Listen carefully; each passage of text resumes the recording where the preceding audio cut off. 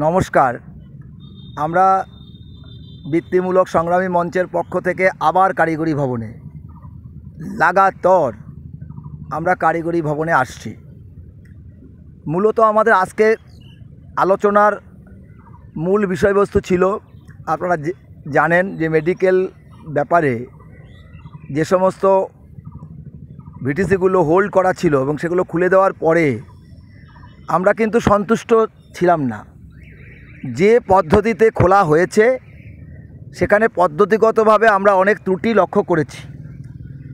এ বিষয়ে আমরা আজকে বিস্তারিত আলোচনা করেছি এবং হুঁশিয়ারিও দিয়েছি যে মেডিকেল সংক্রান্ত বিষয়ে যে পোর্টাল 1-2 এক্সিস্টিং পোর্টাল, আবার যে হেলথ কেয়ার পোর্টাল, এগুলো আমরা কিন্তু বুঝতে চাইছি না। আমরা চাইছি যে কারিগরি দপ্তরের মাধ্যমে মেডিকেলগুলো আর যেমন টেটগুলো চলছে একই নিয়মে একই জায়গায় চলবে, একই সিস্টেম মেনে। তারপরেও আমরা লক্ষ্য করেছি যে সমস্ত ভিটিসি যখন হোল্ড করা হয়েছিল, যে যখন অ্যাপ্লিকেশনের জন্য যে অনলাইন ফর্ম ফিল আপ করেছিলেন, অনেকে যেহেতু পোর্টাল লক করে দেওয়া হয়েছিল সেজন্য আপনারা অনেকে করতে পারেননি। হয়তো আর আপনারা বুঝতে পারেননি বলে অনেকে দরখাস্ত করেননি, কেউ হয়তো করেছেন মেল, কেউ মেল করেননি। আমাদের আজকে এখানে মূল প্রশ্ন ছিল, যেহেতু কারিগরি দপ্তর নিজেই পোর্টালটা 3-4 দিন রান করার পরে ইয়েস আর নট, অর্থাৎ মৌ আপনার আছে কি না, থাকলে আপনাকে মৌ আপলোড করতে হবে, না থাকলে নো করলেও আপনি ফর্ম ফিল আপ করতে পারছিলেন প্রথম 3-4 দিন। তারপরে আমরা লক্ষ্য করেছি ম্যাডামের নির্দেশে ওই অপশানটা বন্ধ করে দেওয়া হয়েছিল।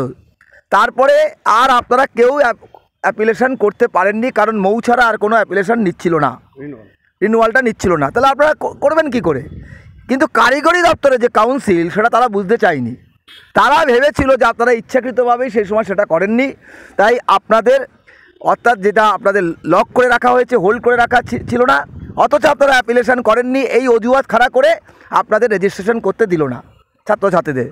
আমরা আজকে একেবারে হুঁশিয়ারি টাইম মেনে বলে দিয়েছি যে অবিলম্বে 50-60টা ভিটিসি এরকম আছে, তাদেরকে কিন্তু অ্যাপ্লিকেশান বা রিনিউয়াল দ্রুত খুলে দিয়ে ছাত্রছাত্রীদের রেজিস্ট্রেশন করে দিতে হবে। সেই সঙ্গে পাশাপাশি অন্যান্য যে ট্রেডগুলোকেও লক করে রাখা হয়েছে সেগুলোকেও, যেহেতু তাদেরই এখানে পোর্টাল ঠিকমতো চলছে না, এই যে আজকে নতুন করে আবার চালু হয়েছে 24-25-এর যেটা রিনিউয়াল, সেখানেও কাজ হচ্ছে না। আমার কাছে খবর আছে নানা রকম সমস্যা। সেটা আমরা সিএওকে বলেছি যে আপনার পোর্টালই চলে না, তা আপনার কাছে লাস্ট ডেট কী করে হচ্ছে? মানে আমরা যদি দোষ করে লাস্ট ডেটের পরে একদিন চলে যায়, আপনি বলবেন আর করা যাবে না, আর আপনার কাউন্সিল তার পোর্টাল কোনো মতেই চলছে না, তা সেই দোষটা কে দেখবে? এবং শুধু তাই না, আপনারা লক্ষ্য রাখুন যে প্রায় 18 সালের পর থেকে আর কোনো রিনিউয়াল ফি আমাদের দিতে হতো না, 100 টাকা করে 17 পর থেকে। তাহলে 17, 18, 19, 20, 21, 22, 23 চললো কী করে? কারিগরি দপ্তর নিশ্চয় কোনো নিয়মেই চলেছে। আবার এসে বলছে আপনাকে 100 টাকা রিনিউয়াল ফি দিতে হবে। এটাই যে আবার পরবর্তীকালে কোনো নূতন চক্রান্তের মধ্যে পড়ে গিয়ে 500 টাকা দিতে হবে না অ্যাপ্লিকেশান ফি, কে বলতে পারে? কারণ আমরা তো মানে পরপর দেখছি এই কারিগরি দপ্তরের নানা রকম কাণ্ড কারখানা। ফলে আমরা এখানেও তীব্র প্রতিবাদ জানিয়েছি যে এই টাকাটা আসবে কোথা থেকে। আমাদের কার্যকরী সভাপতি সোমেন তালুকদার দর্থহীন ভাষায় অফিসারকে বলেছেন, এই 100 টাকা আমরা কোন ফান্ড থেকে দেবো একটু বলে দিলে ভালো হয়। বলতে পারছেন না, রেগে যাচ্ছেন। রাগলে কী হবে? আমরা নিয়মের কথাই বলেছি যে এটা যখন আমাদের মানে ইউসিতে দেখাবো, কোন ফান্ডে দেখাবো সেটা ওনাদের বলতে হবে, পরিষ্কারভাবে আমরা বলে দিয়েছি। আমাদের কাছে আজকে মনে হয়েছে কারিগরি দপ্তরের কাছে অনেক কিছু উত্তর নেই, কারিগরি দপ্তরের কাছে অনেক কিছু তথ্য নেই। ফলে কারিগরি দপ্তর যদি এভাবে চলতে থাকে দিনের পর দিন, তাহলে আমরা যে সিদ্ধান্ত নিয়েছি বৃত্তিমূলক সংগ্রামী মঞ্চ, 3 টায়ার আন্দোলন, রাস্তায় নেমে আন্দোলন, কোর্টে গিয়ে মামলা করা আর আলোচনা, আমরা এবার ঠিক করে ফেলেছি যে আলোচনা তো চলছে, আন্দোলনটাও আমরা হয়তো আগস্টের জায়গায় জুলাই মাসেও নামিয়ে আনতে পারি। এটা আমরা মামলা অলরেডি রান করে যাবে, আমরা মামলা করার একটা সিদ্ধান্তের দিকে আবার যাচ্ছি। কারণ যদি ঠিকভাবে লাইনে না আসে তাকে লাইনে আনতে হবে নিয়মকানুন শিখিয়ে, ঠিক আছে? তো এই কারণেই আপনারা বলি যে আপনারা তৈরি থাকুন। ইতিমধ্যে আমরা যেহেতু জুলাইতে আন্দোলন নিয়ে আসতে পারি, তাই জরুরি ভিত্তিক সারা রাজ্যে আমরা 6টা সভা করার সিদ্ধান্ত গ্রহণ করেছি। ইতিমধ্যে 2টো সভা সবুজ সংকেত হয়ে গেছে আজকে। তার প্রথম সভাটি হচ্ছে পুরুলিয়ায়, আপনাদের বলি, আমি পুরুলিয়া জেলার সবাইকে বলবো যে আপনারা রাজগড়িয়া ধর্মশালা বুকিং হয়ে গেছে, সেখানে আগামী 6ই জুলাই সভা হচ্ছে এবং রাজ্য বৃত্তিমূলক সংগ্রামী মঞ্চের শীর্ষ পদাধিকারীরা সেখানে যাবেন। আপনারা সমস্ত কিছু শুনতে পারবেন, বর্তমান পরিস্থিতি, পর্যালোচনা, আগামী দিনে আমাদের আন্দোলন কর্মসূচির রূপরেখা এবং আমাদের প্রয়াস সবটা আমরা সেখানে আলোচনা করব। ওখান থেকে আমরা চলে আসবো বাঁকুড়াতে এসে আমরা দ্বিতীয় মিটিং করব 7ই জুলাই বাঁকুড়াতে আমরা করব বাঁকুড়া বঙ্গবিদ্যালয়ে আমরা করব 7ই জুলাই। দুটোই পারমিশন হয়ে গেছে হলের, আমি আপনাদের সে কথা জানালাম। মনে রাখবেন, আমরা যে লড়াই আন্দোলনে নেমেছি সেই সঙ্গে আগামী 29 তারিখ কলকাতার ইসলাইবাড়ি হলে 29শে জুন আমাদের নৈশপ্রহরীদের রাজ্য গুরুত্বপূর্ণ কনভেনশন অনুষ্ঠিত হচ্ছে। সমস্ত জেলা কমিটিগুলোর কাছে আমি অনুরোধ করবো, এটা all Bengal vocational teachers trust welfare অ্যাসোসিয়েশনের ছাত্রার নিচে হচ্ছে, তাই আমাদের সমস্ত কর্মকর্তাদের জেলাভিত্তিক বলবো আপনারা নৈশপ্রহরীদের এই কনভেনশনে যেন তারা আসে সেই জন্য আপনারা সহযোগিতার হাত বাড়িয়ে দেবেন। ইতিমধ্যে নৈশপ্রহরীরা সমস্ত ব্যবস্থাপনা সেরেছেন, আমাদেরও নীতি নির্ধারণ কমিটি ওদের কনভেনশন সফল করার জন্য প্রয়াস উদ্যোগী হয়েছেন এবং নানা রকম আমরা ব্যবস্থা গ্রহণ করেছি।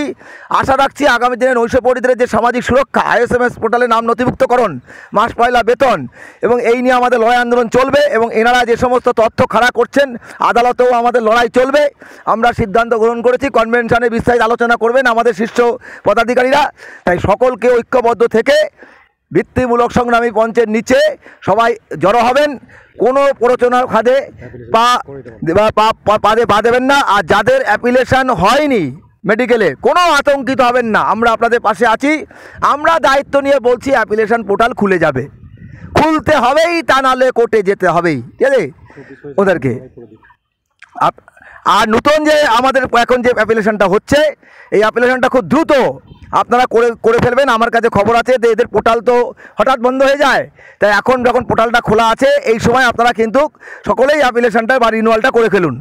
হ্যাঁ, মেডিকেলদেরও বলবো আপনারা কিন্তু সকলেই দ্রুত এইটা কিন্তু করে ফেলবেন, দ্রুত মেডিকেলরা কিন্তু রিনিউয়াল করে ফেলুন 24-25-এর।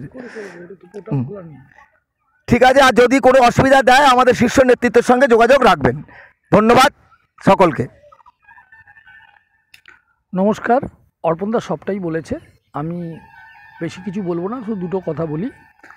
আপনারা এখন থেকে যখন এই পোর্টালে পেমেন্ট করবেন, খুব হাস্যকর পোর্টাল তো, পেমেন্ট করার সময় ইউপিআইতে পেমেন্ট করবেন না, মানে গুগল পে দিয়ে পেমেন্ট করবেন না, ডেবিট কার্ড ইউজ করবেন, কার্ডে পেমেন্ট করবেন, না হলে আবার অনেক সময় রিসিপ্ট বেরোচ্ছে না।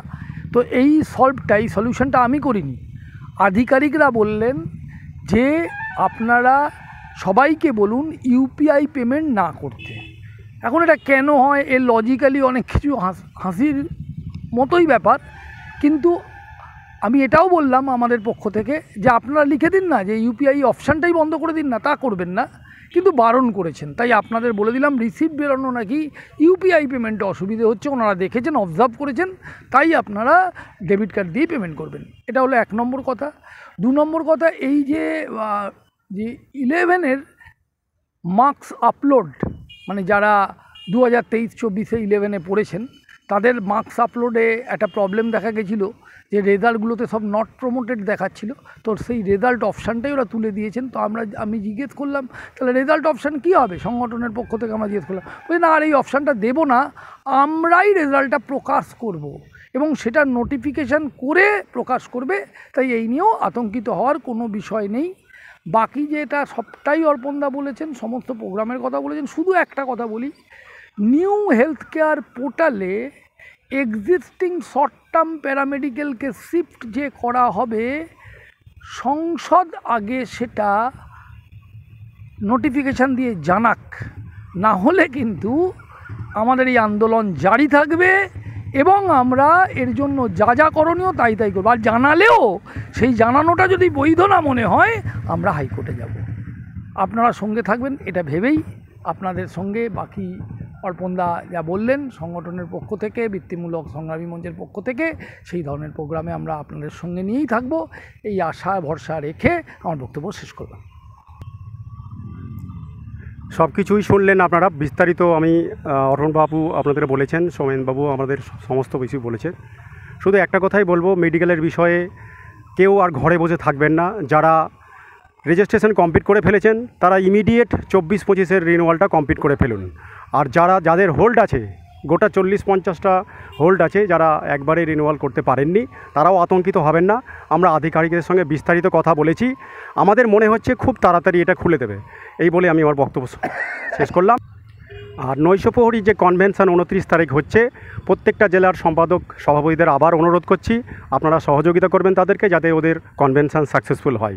আর 6 তারিখ 7 তারিখের কথা অর্পণবাবু বলে দিয়েছেন, সেখানে সর্বতভাবে সকলে আসুন, আমরা বিস্তারিত সেখানে যা বলার বলে দেবো। ধন্যবাদ।